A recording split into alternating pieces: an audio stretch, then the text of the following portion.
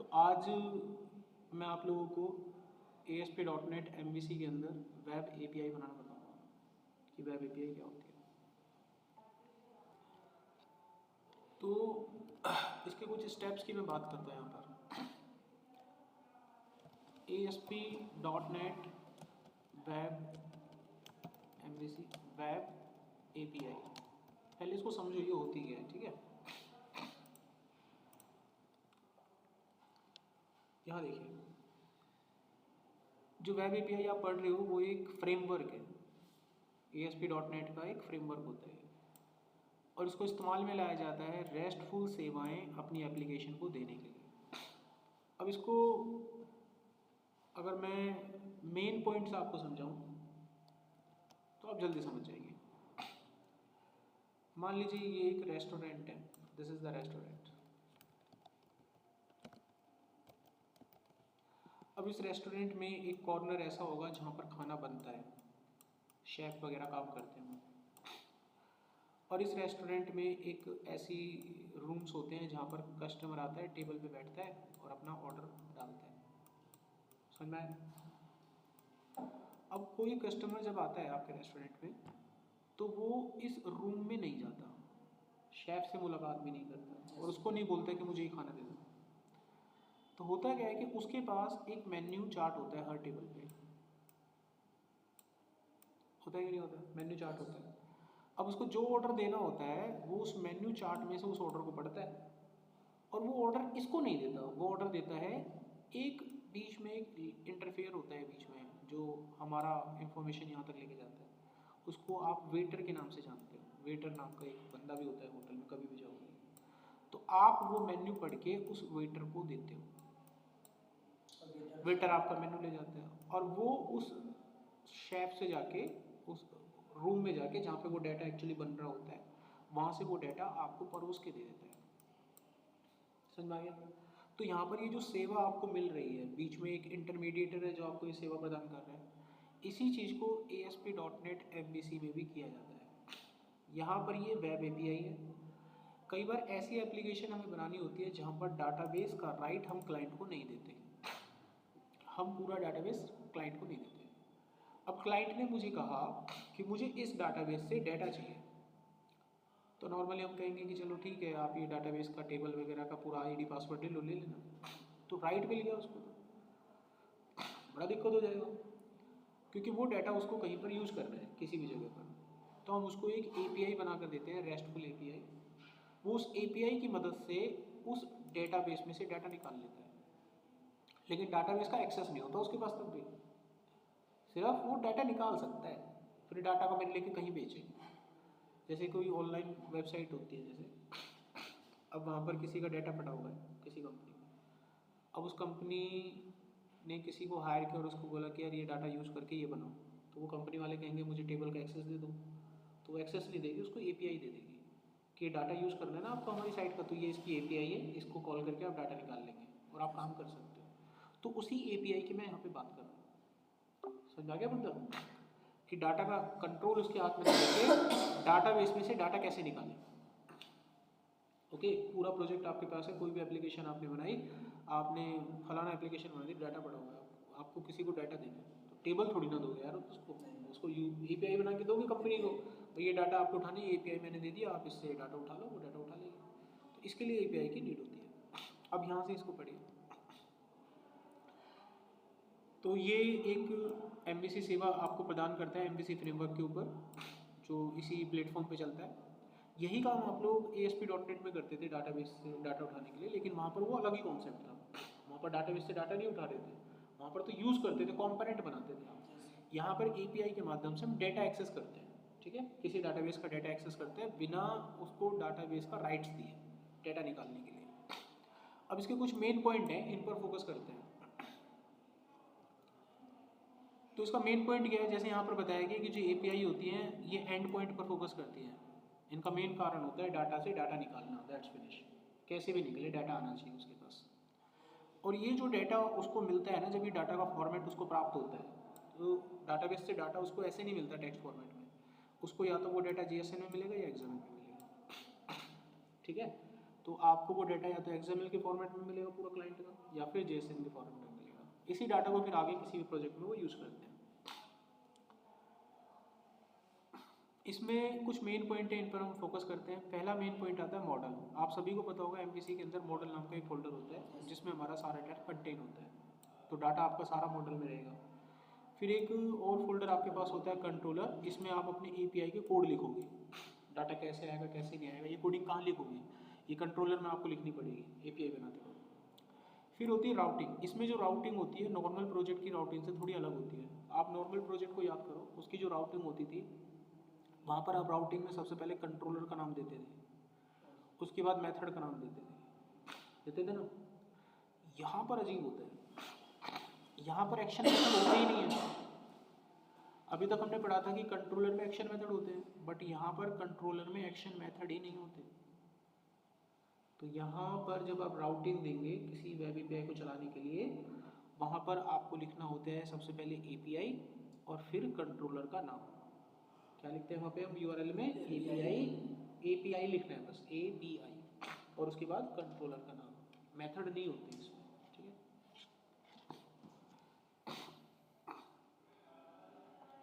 आपको जो डाटा मिलेगा वो या तो JSON फॉर्मेट में मिलेगा या XML में मिलेगा। अब सवाल खड़ा होता है कि अब उसको समझ में कैसे आता है कि कौन सा मेथड रन होगा, क्योंकि वहाँ तो एक्शन मेथड होते ही नहीं है। तो वहाँ पर मेथड के नाम प्री डिफाइंड होते हैं, और ये जो API होती हैं ये बनाई जाती हैं डाटाबेस के लिए, डाटाबेस से डाटा एक्सेस करने के लिए बनाई जाती है बस ये। अब सवाल खड़ा होता है कि डाटाबेस से किस तरह के ऑपरेशन परफॉर्म होते हैं, और वो मेन ऑपरेशन होता है CRUD। क्या होता है CRUD? तो CRUD का मतलब क्या होगा? क्रिएट, रीड, अपडेट और डिलीट। तो यहाँ पर होगा क्या, जब आप लोग API यूज करते हो तो CRUD ऑपरेशन के लिए API बनती है। CRUD में C का मतलब होता है क्रिएट। तो यहाँ पर बैकएंड पे कंट्रोलर के अंदर एक वर्ब काम करती है, आपके डाटा को एक जगह से दूसरी जगह पर ले जाने लाने का जो काम होता है वो HTTPS का होता है। किसका होगा? HTTPS का होगा। अब ये HTTP को कैसे पता चलता है कि आपको डाटा निकालना है कि अपडेट करना है, उसको पता कैसे चलता है?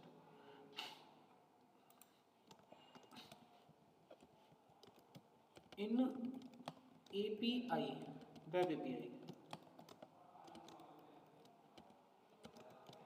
डेटा ट्रांसफर और एक्सेस यूजिंग HTTP प्रोटोकॉल, ठीक है। तो यहाँ पर ये जो HTTP प्रोटोकॉल होता है ये कुछ वर्ब का इस्तेमाल करता है, that uses some verbs for CRUD operation. अब वो वर्ब देखिए, CRUD ऑपरेशन सबसे पहले आया क्रिएट, तो ये यहाँ पर यूज़ करेगा HTTP की वर्ब जिसका नाम होगा पोस्ट। इसका मतलब कंट्रोलर में जो मेथड बनेगा आपका उसका नाम पोस्ट होना चाहिए। अगर आप उसका नाम पोस्ट रख दोगे तो वो समझ जाएगा कि डाटा इंसर्ट करना है मेरे को। इसे कॉल नहीं करते, वो नाम से समझ जाता है कि मुझे डाटा इंसर्ट करना है। और जब ये अपना डेटा सर्वर को हिट करता है, जब सर्वर से कांटेक्ट करता है, तो सर्वर को कांटेक्ट करने के बाद सर्वर इसको रेस्पॉन्स देगा कुछ। तो जब आपकी वर्ब पोस्ट होती है ना क्रिएट के टाइम पर, तो इसको जो रेस्पॉन्स मिलता है, रेस्पॉन्स कोड, वो होता है 201, ठीक है। और उसको जो मैसेज मिलेगा वो होगा क्रिएटेड। ये पहचान होती है कि रेस्पॉन्स कोड 201 आ रहा है मतलब डाटा इंसर्ट हो गया, क्रिएटेड आ रहा है मतलब डाटा इंसर्ट हो गया। दो तरीके से पहचानते हैं, तो रेस्पॉन्स कोड से या फिर मैसेज से, क्रिएटेड। अगर आपको डाटा रिट्रीव करना है, रीड करना है मतलब, तो HTTP की जो वर्ब यूज़ होती है उसको बोलते हैं गेट। इसी के थ्रू सिंगल डाटा भी रीड होता है और मल्टीपल डाटा भी रीड होता है। इस केस में जो रेस्पॉन्स कोड फायर होता है वो होता है 200, और इसका स्टेटस कोड, स्टेटस मैसेज होता है ओके, ठीक है। याद रखना, जब डाटा रीड होता है तो वर्ब यूज होती है गेट। अब सवाल खड़ा होता है कि जब डाटा डिलीट होता है तब कौन सी वर्ब यूज होती है। तो उस केस में वर्ब यूज होगी आपकी डिलीट के नाम से। इसके अंदर रेस्पॉन्स कोड आपका 200 ही होगा और इसका मैसेज भी ओके होगा। नेक्स्ट आता है एडिट। यहाँ पर HTTP की वर्ब, यहाँ पर वर्ब का मतलब एक्शन मेथड से है कि आप कंट्रोलर में इस नाम का मेथड बनाओगे अगर आपको कोई डाटा डिलीट करना है। यहाँ इस केस में आपकी वर्ब फायर होती है पुट या फिर फैच, ठीक है, जो मर्जी रखना। पुट डिलीट कौन सा यूज करा हमने वर्ब, आज तक क्या लिखते थे ऊपर, गेट या पोस्ट, हमारा काम हो जाता था। लेकिन वेब API में ऐसा नहीं होगा, ठीक है। वेब API में क्योंकि मेथड के नाम नहीं होते, वहाँ पे तो नाम होते थे ना, हम कर लेते थे कोडिंग डाल के अंदर, यहाँ पे नाम नहीं होते मेथड के। तो अगर कोई डाटा आप एडिट कर रहे हो तो कैसे पता चलेगा उसे, गेट करोगे तो उसको समझ में आएगा कि रीड करना चाहते हो, और पोस्ट करोगे तो समझ में आएगा इंसर्ट करना चाहते हो, एडिट कैसे पता चलेगा। तो उसको समझाने के लिए इनके वर्ब के नाम दिए हुए हैं। तो डाटा डिलीट करना है तो वर्ब आपकी डिलीट रहेगी, डाटा एडिट करना है तो वर्ब आपकी पुट या फैच रहेगी। दोनों में से कोई एक लगा लेना, जो भी चल जाए, दोनों में से कोई एक चल जाएगी। यहाँ पर आपका जो रेस्पॉन्स कोड होगा वो 200, मोस्टली केस में 200 आएगा, सिर्फ इंसर्ट के केस में 201 आता है। इतना समझ आ गया। तो ये सारा काम जो वेब API का होगा वो डाटा को एक्सेस करने के लिए होगा, और डाटा पे एक्सेस करने के लिए CRUD ऑपरेशन फायर होगा, और उसमें 4 ऑपरेशन चलते हैं, क्रिएट, रीड, डिलीट, अपडेट। उनकी वर्ब और उनके रेस्पॉन्स कोड आपको मालूम होने चाहिए, ठीक है। अगला स्टेप देखिए, ये लाइन मैंने आपको बताई थी कि जो आपके एक्शन मेथड होते हैं उनको हैंडल करने के लिए HTTP के ये वर्ब इस्तेमाल में लाए जाते हैं, ठीक है। इन्हीं का मेन काम होता है आपके डाटा की सर्विस को प्रोवाइड करना, डाटाबेस से डाटा निकालना। अब इसको यूज़ करने के कुछ फीचर देख लीजिए ज़मीन में। इसके कुछ मेन कारण है कि हमें ये क्यों यूज़ करते हैं। सबसे पहला कारण प्लेटफॉर्म इंडिपेंडेंट होता है, यानी जब आप MVC.NET में वेब API बनाते हो तो उसको किसी भी प्लेटफॉर्म से निकाल सकते हो, यानी वो एप्लीकेशन चाहे आपकी वेब पे चलती हो, मोबाइल पे चलती हो, डेस्कटॉप पे चलती हो, कोई फ़र्क नहीं पड़ता इसको। आप इसी API को किसी भी डिवाइस पे चलाओ, वो आपको डाटा निकाल के दे देगा, ठीक है। दूसरा स्केलेबिलिटी। स्केलेबिलिटी का मतलब होता है बड़े से बड़े डाटा को निकाल देना। चाहे अमेजोन का डाटा भी निकाल के दोगे API बना के, तो वो ये नहीं देखता कि इसमें 10 रिकॉर्ड है या 1000 रिकॉर्ड है, वो निकाल के दे देगा, सारा रिकॉर्ड निकाल के दे देगा। तीसरा है स्टैंडर्ड कम्युनिकेशन। स्टैंडर्ड कम्युनिकेशन का मतलब है कि यहाँ पर एक्शन मेथड यूज़ नहीं होते, तो आपको ये स्टैंडर्ड फॉर्मेट यूज़ करने हैं। क्रिएट करना है तो हमेशा आपको पोस्ट लिखना पड़ेगा, अगर डाटा डिलीट के लिए कोई API बना रहे हो तो डिलीट लिखना पड़ेगा। और ये बैकएंड में जो भी अपना कंट्रोल यूज़ करता है, मॉडल और कंट्रोलर पे ही सारा कोड होगा, डिजाइन पार्ट नहीं होता इसका डिजाइन नहीं होता, वेबसाइट पे कुछ नहीं दिखता। इसका सारा काम होगा, डाटा निकालना है तो मॉडल से कम्युनिकेट करोगे, और कोडिंग वोडिंग लिखना है तो कंट्रोलर से कम्युनिकेट करोगे। क्रॉस प्लेटफॉर्म मैंने ऊपर बता ही दिया कि किसी भी प्लेटफॉर्म पे चलाओ, उसको कोई फर्क नहीं पड़ता, कहीं पर भी चलाओ वो रन होता है आपका।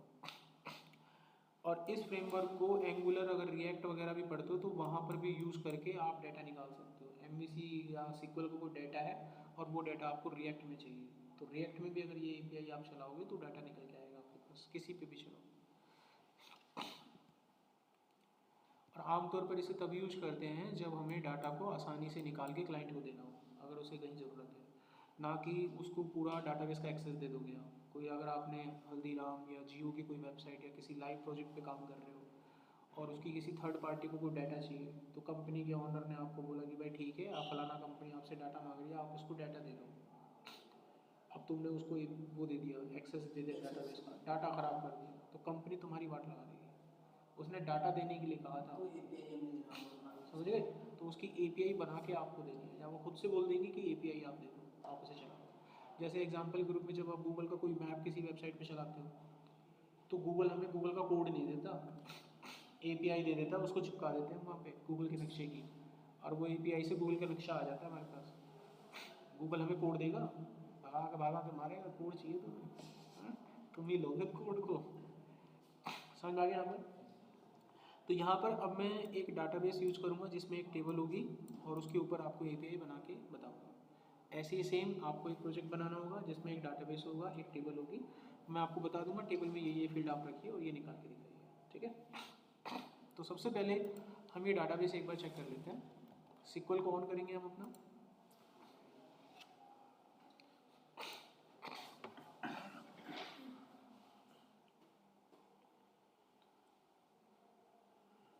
तो ये 2 दिन के सेशन में कंप्लीट होगा, लंबा है। इसको हम यहाँ से कनेक्ट कर लेंगे, इसकी जरूरत पड़ेगी थोड़ी देर के लिए, मैं कॉपी कर लेता हूँ सर्वर के नाम।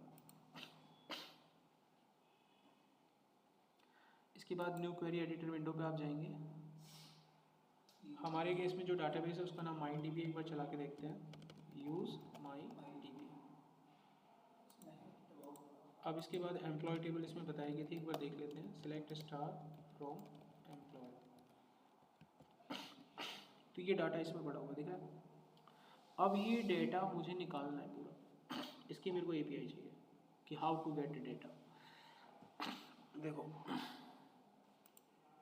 क्या करेंगे, प्रोजेक्ट बनाते हैं, स्टार्ट योर प्रोजेक्ट।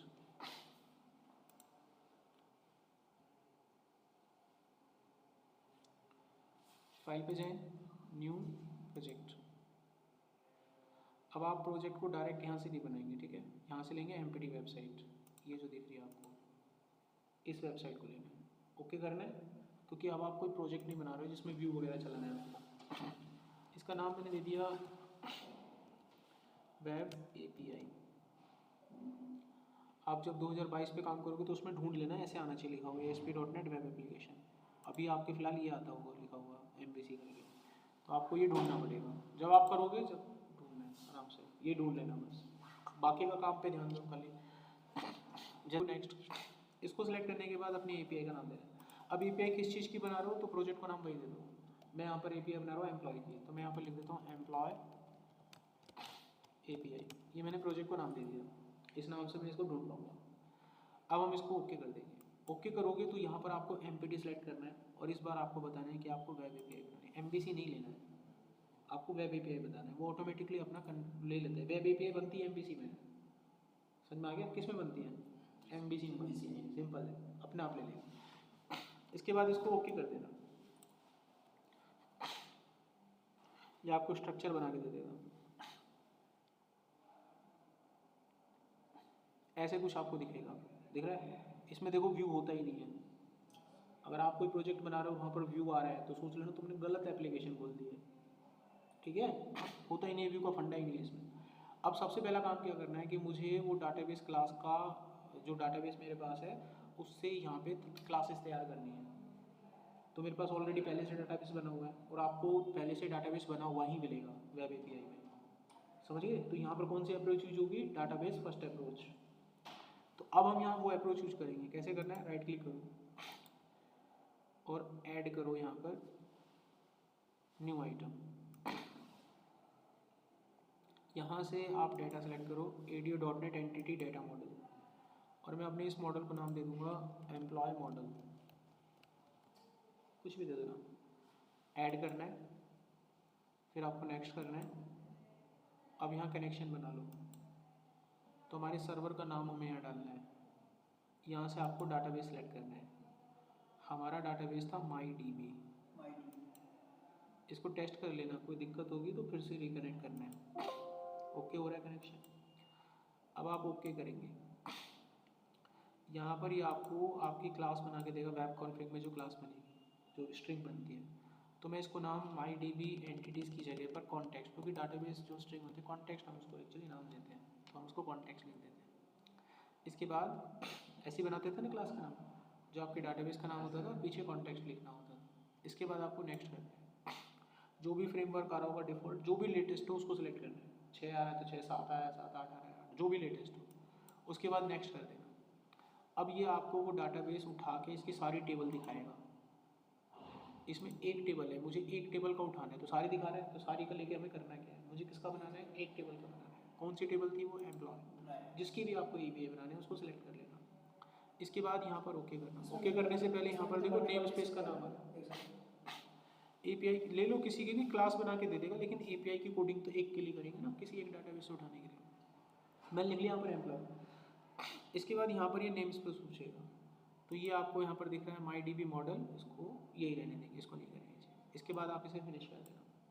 कुछ ही समय के अंदर ये आपको आपके डाटाबेस से कनेक्ट कर देगा और आपको मॉडल फोल्डर में एम्प्लॉय क्लास भी बना के देगा और डाटाबेस की क्लास भी बना के देगा, दोनों चीज़ें बना के दे देगा।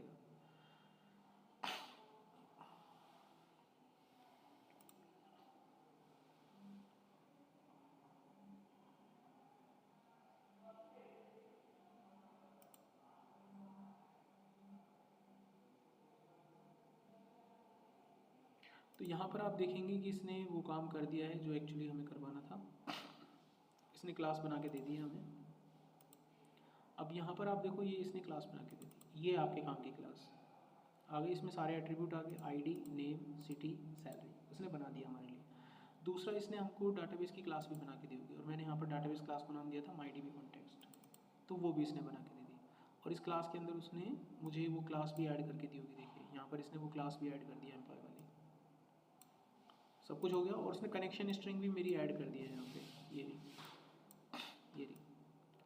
और इसकी सारी जानकारी वेब कॉन्फ़िग में लिख दी हुई है। तो ये सारा काम इसने कर दिया। अब सीधा सीधा मुझे कंट्रोलर ऐड करना है और अपनी एपीआई लिखनी है। डाटाबेस का काम यहाँ पे कंप्लीट हो गया। यहाँ तो कोई सवाल? अब आपकी जिम्मेवारी किसकी रह जाती है? सिर्फ कंट्रोलर की। कंट्रोलर पे जाने और जो भी आपको मेथड यूज़ करना है उसकी वर्ब यूज़ कर लेंगे। अब पहला टास्क हमारा क्या है? हमारा पहला टास्क है यहाँ पर कि डाटाबेस से सारा डाटा निकालना है। तो हम डाटाबेस में से डाटा निकालना सीखेंगे, ठीक है? How to get all the reports from the table. तो उसके लिए मैं कंट्रोलर ऐड करूँगा, ऐड कंट्रोलर दिख रहा है यहाँ पर, लेकिन ये कंट्रोलर नहीं लेना आपको। यहाँ क्या दिख रहा है? कंट्रोलर। तो यहाँ से ना, क्योंकि इसमें क्लास आ रहा है, क्लास हमें लेना नहीं है, तो यहाँ से ही लेंगे। कंट्रोलर पे गए, यहाँ पे दिखेगा आपको MVC कंट्रोलर और दिखेगा वेब एपीआई, दोनों में फ़र्क है। आपको वेब एपीआई कंट्रोलर लेना है, ठीक है? क्योंकि नॉर्मल कंट्रोलर में एक्शन मेथड होते हैं, लेकिन वेब एपीआई कंट्रोलर में एक्शन मेथड नहीं होते, वर्ब होती है। ओके, ये आपको लेना है और ऐड कर देना। ये कंट्रोलर का नाम, तो कंट्रोलर का नाम मैं एम्प्लॉय ही रख देता हूँ। ये हमको ऐसे कंट्रोलर मिल जाएगा, एपीआई कंट्रोलर। अगर आप MVC कंट्रोलर लेते हो तो यहाँ पर सिर्फ कंट्रोलर लिखा होता है, यहाँ पर आपको वेब एपीआई का कंट्रोलर मिल चुका है। इतना समझ में आ गया? अब भविष्य में मुझे ये क्लासेस यूज करनी है। अब मुझे भविष्य में मान लीजिए ये क्लासेस यूज करनी पड़ेंगी कोडिंग के द्वारा, तो इनको अपने प्रोजेक्ट में यहाँ पर हम ऐड कर लेते हैं। उसके लिए उसके नेम स्पेस को ऐड कर लेंगे आप, उसका नाम है एम्प्लॉय API डॉट मॉडल्स। ये यूज़ हो गया यहाँ पे। अब मेरा जो सबसे पहला काम है, मेरा काम है कि डाटाबेस से डाटा निकालना है मेरे को सारा का सारा।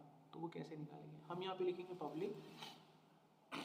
जब एक से ज़्यादा रिकॉर्ड निकालते हैं तो I think so I innumerable लिखते हैं, याद आ रहा है इसलिए आई इन्यूमरेबल हम लिखेंगे। अब मैं जो रिक्वेस्ट यूज़ करूँगा उसका नाम रहेगा गेट, और यहाँ पर हम एंट्री कर लेंगे। हमने लिख दिया यहाँ पर आई इन्यूमरेबल, गेट करके एंट्री कर दी। तो रिटर्न क्या कराना है? मुझे उस एम्प्लॉय क्लास का डाटा रिटर्न करना है ना, इस क्लास का। एक से ज़्यादा ऑब्जेक्ट आएंगे तो यहाँ पर मैं लिख दूंगा एम्प्लॉय, ऐसे। समझ में आ गया? इसको डाटा भी तो मिलेगा। तो इतना करके आपने छोड़ देना है, गॉट इट। और यहाँ पे हिंट के रूप में लिख देना, ये HTTP वर्ब यूज कर रहे हो आप, get to get all record, ऐसे हिंट के रूप में लिख देना। अब देखो यहाँ पर कोडिंग क्या करनी है। सबसे पहले तो मुझे डाटाबेस ओपन करना पड़ेगा, डाटाबेस का ऑब्जेक्ट बनाना पड़ेगा, ठीक है? और जब आप किसी डाटाबेस का ऑब्जेक्ट बनाते हो तो डाटाबेस को ओपन करते हो, कनेक्शन को ओपन करते हो और क्लोज करते हो। तो ये काम मैं करूँगा तो मुझे काफ़ी लंबा कोड लिखना पड़ेगा। डाटाबेस का ऑब्जेक्ट बनाओ, कनेक्शन को ओपन करो, क्लोज करो। तो एक सिंपल सा तरीका होता है, उसको बोलते हैं यूजिंग विद द रिसोर्सेज। एक C# में एक टर्म होती है यूजिंग। इसी के अंदर अगर मैं किसी क्लास का ऑब्जेक्ट बना दूंगा तो वो क्लास का ऑब्जेक्ट तभी तक आपके रिसोर्स का इस्तेमाल करता है जब तक ये इस ब्लॉक के अंदर रहता है। जैसे ही आपका कोड इस ब्लॉक के बाहर जाता है वो ऑब्जेक्ट अपने आप डिस्ट्रॉय हो जाता है। तो हमें यहाँ ऑब्जेक्ट को डिस्ट्रॉय नहीं करना पड़ता, बाय डिफॉल्ट अपने आप हो जाता है। तो C# में कभी भी कोई ऑब्जेक्ट बना के आप काम करो तो ऐसे कर सकते हो, इट इज़ वैलिड। अब मैं यहाँ पर क्या करूँगा, मेरी डाटाबेस क्लास का ये नाम है, इसका ऑब्जेक्ट बनाऊँगा यहाँ पे।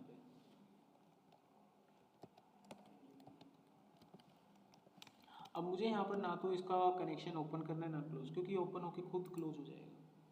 अब हमारे पास डाटाबेस आ गया।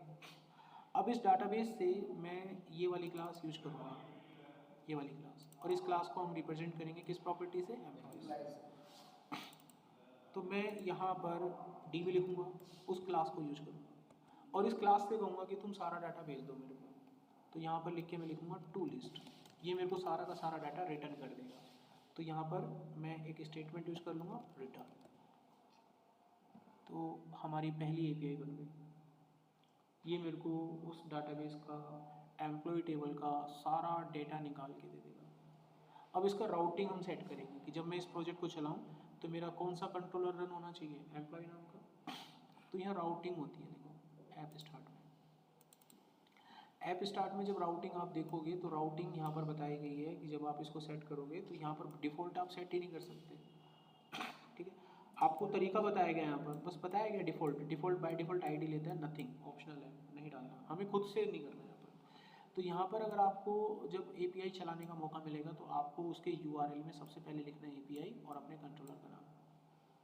समझ में आ गया। आईडी की जो वैल्यू है क्या है, वो ऑप्शनल दिख रहा है आपको, मतलब नहीं भी डालेंगे तो भी कोड चलेगा हमारा। अब इसको रन करते हैं और इसको चला के देखते हैं।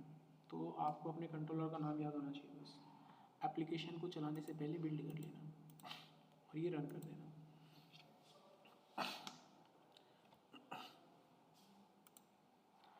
अब मैंने आपसे कहा था कि जब आप कोई एपीआई चलाते हो, वेब एपीआई, तो आउटपुट फॉर्मेट यानी जो आपको डाटा डाटाबेस से मिलने वाला है वो दो ही फॉर्मेट में मिलता है, या तो एक्सएमएल में मिलता है या जेएसएन में मिलता है। अगर आप वो डाटा निकालते हो वेब पेज से, जैसे यहाँ से निकालूंगा तो मुझे वो डाटा एक्सएमएल में मिलेगा, ठीक है। अगर मैं यूज़ करता हूँ कोई बाहरी एप्लीकेशन, थर्ड पार्टी एप्लीकेशन, तो वहाँ पर वो डाटा मुझे जेएसएन में मिल सकता है। जितनी भी बड़ी बड़ी ऑर्गेनाइजेशन होती हैं वो डाटा जेएसएन में मांगेंगे तुमसे, ठीक है। कोई ऐप डाउनलोड करके इसी वेब एपीआई को हमें उसमें चलाना होगा, ठीक है। तो यहाँ पर MVC.NET में डाटा बेस से डाटा निकालने के लिए जो सेटअप हम यूज़ करते हैं उसे पोस्टमैन कहते हैं। क्या कहते हैं उसे हम, पोस्टमैन कहते हैं। तो पहले यहाँ देख लीजिए, यहाँ पर हम पहुँचे, यहाँ पर आप लिखोगे सबसे पहले एपीआई, फिर कंट्रोलर का नाम। जैसे ही मैं कंट्रोलर रन करूँगा तो ये डिफ़ॉल्ट गेट को कॉल कर लेगा अपने आप से। यहाँ कुछ नहीं लिखना ना, तो यहाँ पे अपने आप किसको कॉल करेगा, गेट को कॉल कर लेगा। जैसे ही वो गेट को कॉल करेगा तो भाई साहब आपने गेट के अंदर तो सारे तामझाम लगा दिए हैं, आपने सारे तामझाम लगा दिए। गेट कॉल होती है, पूरा का पूरा डेटा रिटर्न कर देगा एम्प्लॉय का, पूरा डाटा आ जाएगा। और किस फॉर्मेट में आएगा, यहाँ पर एक्सएमएल फॉर्मेट में आएगा, कोई दिक्कत नहीं हुई तो एंटर करो।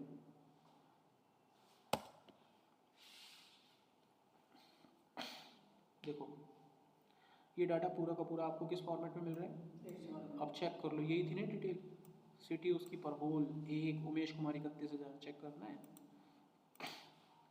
देखो पूरा डाटा आ गया बिना डाटाबेस दिए, हमने उसको डाटाबेस नहीं दिया है but we have a data. अब ये डाटा कॉपी करो, किसी को भेजो दो, अब उसको बस ये यूआरएल देना है। इस यूआरएल को हम कॉपी कर लेते हैं और अपनी एप्लीकेशन में बना लेते हैं।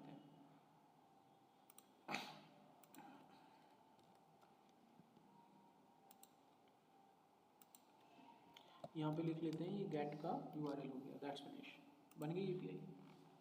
समझ आया। अब कल को अगर ये डाटा मेरे को मान लीजिए जेएसएन में चाहिए तो पोस्टमैन डाउनलोड करना पड़ेगा। तो पोस्टमैन डाउनलोड करना सीख लीजिए, how you can get a postman. अपने गए ब्राउज़र पे, यहाँ पे डाला गूगल पे जाके आपने लिखा पोस्टमैन डाउनलोड, ऐसी एप्लीकेशन आ जाएगी, क्लिक कर देना, ये दिख जाएगा तुमको, ऑप्शन है डाउनलोडिंग पे चढ़ा देना। यहाँ पर नीचे भी होता है डाउनलोड का, ऐप मोबाइल वगैरह में चाहिए तो यहाँ से ले लेना, नहीं तो ये तो है ही तुम्हारे पास। इसको क्लिक करो, ये डाउनलोडिंग हो जाएगा कुछ ही देर में, जितना भी टाइम लेगा सो लेगा। फिर सिंपली यार इंस्टॉल कर देना, ठीक है। समझ में आ गया इतना, मैंने ऑलरेडी डाउनलोड करके इंस्टॉल करा। अब इंस्टॉल होने के बाद कैसे चलाना है वो देखो। अब मान लीजिए आपने पोस्टमैन डाउनलोड कर लिया और इंस्टॉल कर लिया, अब इसको चलाते कैसे हैं एपीआई को। एपीआई को क्यों चला रहे हैं पोस्टमैन पे, डाटा लेना है, जेएसएन फॉर्मेट में डाटा चाहिए हमें, डाटा एक्सेस करना है। तो यहाँ पर आप टाइप करो पोस्टमैन, जो ऐप आपने डाउनलोड करी होगी वो आ जाएगी आपके पास। इसको आप यहाँ से रन एज एडमिनिस्ट्रेटर चला देना। आपके सामने एक ऐप खुल के आएगी कुछ इस तरीके से।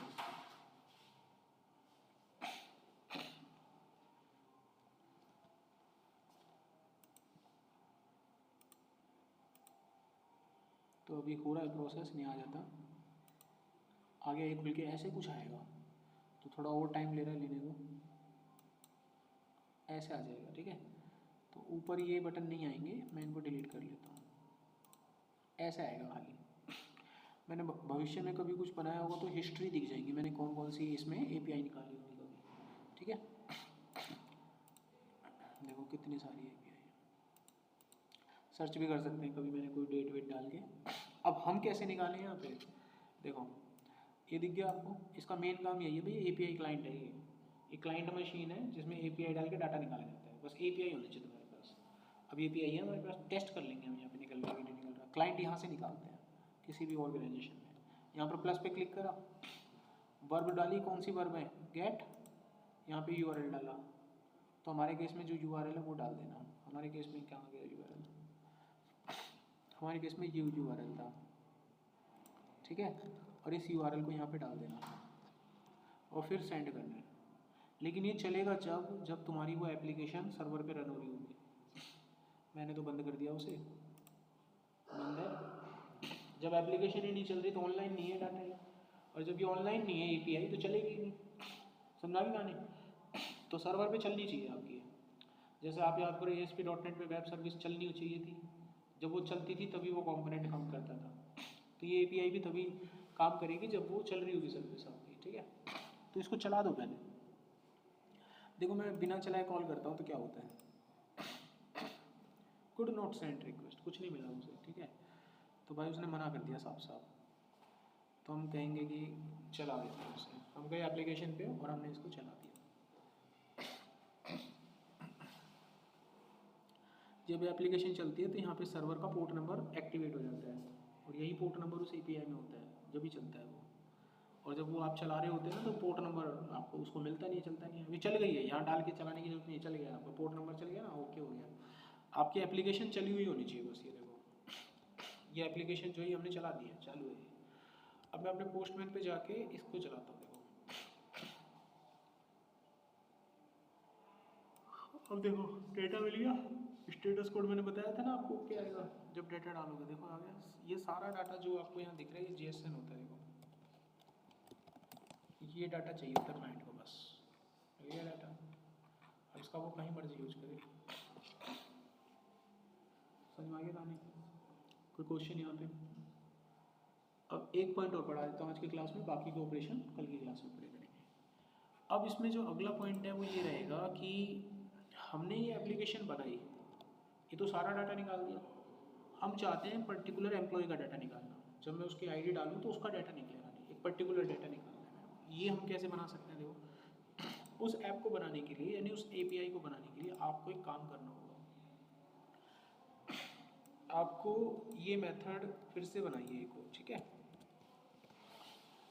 इस बार इसके ये हम क्यों बना रहे हैं मैं लिख देता हूँ यहाँ पर कि मैं गेट करना चाहता हूँ, तो गेट सिंगल रिकॉर्ड।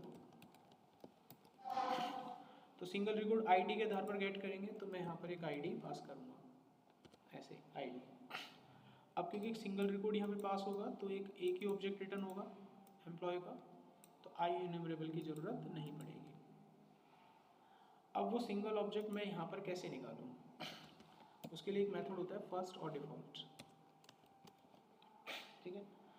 अब यहाँ पर वो ऑब्जेक्ट मैं कैसे ढूंढूंगा जिसकी आईडी यहाँ पर आई है, वही भेजना है मुझे। तो आप क्या करो, यहाँ पर डिफ़ॉल्ट अपना कोई ऑब्जेक्ट बना लो, कोई भी नाम लिख लो, वो डिफ़ॉल्ट एक ऑब्जेक्ट बन जाएगा। किसका ऑब्जेक्ट बनेगा, वो एम्प्लॉय क्लास का बनेगा, क्योंकि एपीआई एम्प्लॉय के लिए काम कर रही है। क्यों कर रही है काम, क्योंकि डाटाबेस आपका डीबी एम्प्लॉय को रिप्रेजेंट कर रहा है। तो यहाँ पर मैंने एक डिफ़ॉल्ट ऑब्जेक्ट बना लिया। अभी डीबी किससे बिलोंग करता है, आपके डाटाबेस से एम्प्लॉय किससे बिलोंग करता है, उससे। तो ये एम्प्लॉय क्लास का ही ऑब्जेक्ट बनेगा यहाँ पे। तो मैंने एक ऑब्जेक्ट बना दिया एक्स नाम का, इससे मैंने कॉल किया आईडी को, एम्प्लॉय आईडी को, वो बराबर होनी चाहिए आपकी आईडी, समझ गए बात। तो ये वही रिकॉर्ड आपको भेजेगा जो आईडी तुमने यहाँ भेजी होगी, वो जाएगा आपके पेज पे, सिंपल। अब इसको चला के देखते हैं। यूआरएल आएगा, उसको चलाएंगे अभी। मैंने यहाँ पे लिखा API और एम्प्लॉय, तो सारा डेटा भेज देगा मेरे को, क्योंकि पहला वाला चल रहा है, आ गया। लेकिन मेरे को वो डाटा, इसीलिए आईडी को ऑप्शनल कहा गया था, ज़रूरत है तो डालो, ऑप्शनल का मतलब यही होता है। अब अगर मैंने यहाँ पे डाल दिया ये वाला आइडिया, 3 नंबर डाले जैसे, तो इसका डाटा आएगा, देखो, समझे। अब अगर यही चीज़ मेरे को, ये URL है, इसको कॉपी कर लिया मैंने, पोस्ट में JSON में चाहिए, JSON खोला, एक और ऐप चलाई, रिक्वेस्ट गेट की और ये URL डाल दिया, आईडी यहाँ से चेंज कर सकते हो, तो 3 नंबर का डाटा ही मिलेगा। आगे समझ में। लेकिन इसमें एक ड्रॉबैक है, कल को तुमने ऐसा डाटा डाला जो है नहीं, तो ये डाटा तो नल बता देगा कि नहीं है, लेकिन रेस्पॉन्स गलत दे रहा है। देखो, डाटा नहीं है फिर भी रेस्पॉन्स ओके आ रहा है, क्लाइंट भ्रमित हो जाएगा, क्लाइंट कहेगा भाई स्टेटस कोड तो ओके है, डाटा क्यों नहीं आ रहा, तो गलत हो जाएगा। तो हम अब इस बार रेस्पॉन्स भी बदलेंगे इसका, ठीक है। तो रेस्पॉन्स अगर डाटा नहीं है तो नहीं आना चाहिए, नॉट फाउंड आना चाहिए। तो स्टेटस कोड कैसे चेंज करेगा, देखो कोडिंग पे जाओ, मैं थोड़ा सा चेंज करेंगे। एक कोड मैंने कॉपी कर लिया,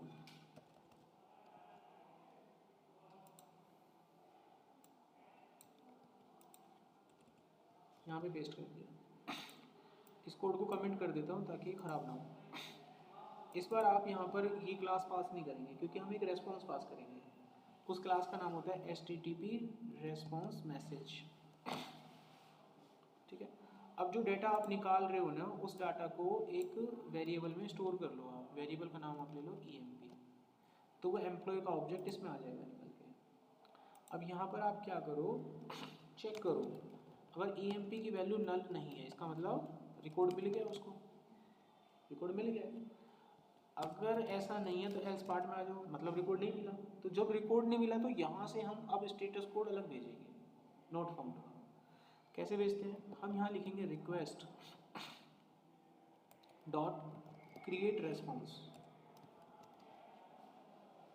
और यहाँ पर हम अपना रेस्पॉन्स कोड बनाएंगे, HTTP स्टेटस कोड, यहाँ पे लिखेंगे नॉट फाउंड, और अपनी तरफ से मैसेज लिखेंगे, यानी ID नॉट फाउंड। अब अगर आप गलत डालोगे तो ये चलेगा, वहाँ पर स्टेटस कोड ओके नहीं आएगा, नॉट फाउंड आएगा। अगर डाटा मिल गया तो क्या करना है, तो हम क्या रेस्पॉन्स भेजें, हमें खुद भेजना है रेस्पॉन्स, हमने कस्टम कर लिया उसको। तो हम यहाँ पर रेस्पॉन्स भेजेंगे HTTP स्टेटस कोड ओके, और यहाँ से मैसेज भेजेंगे फाउंड, जो भी आपको भेजना है। तो मैसेज में फाउंड ना भेज के डाटा भेज देता हूँ, तभी वो डाटा आएगा मुझे JSON में। तो डाटा तो EMP के पास आ रहा है ना तुम्हारा, तो वो डाटा ही भेज दो तुम रेस्पॉन्स में। अब चलाओ इसी साइड को, अभी यहाँ देखो क्या गड़बड़ है, रिटर्न करना है इसको, रिटर्न, रिटर्न हो गया डन, रिटर्न करना। अब आप इसको सेव कर लेना, बिल्ड कर लेना, और अब चला के देखिए।